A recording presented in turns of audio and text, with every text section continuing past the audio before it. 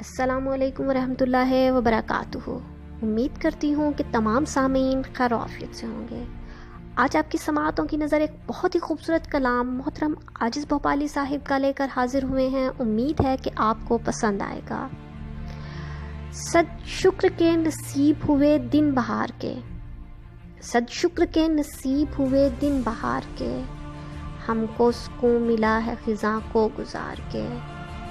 मिलता है उनकी याद से दिल को मेरे करार, हर वक्त मेरा दिल है तसव्वुर में यार के।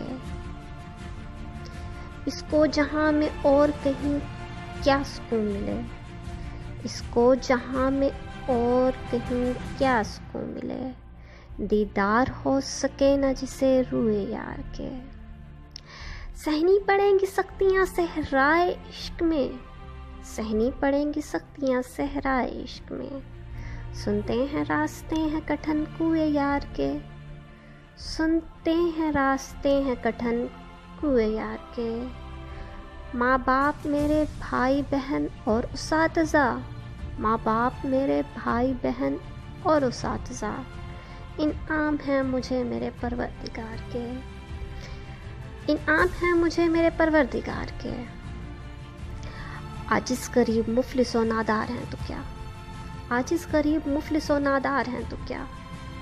सौदे नहीं किए कभी हमने वकार के, सौदे नहीं किए कभी हमने वकार के।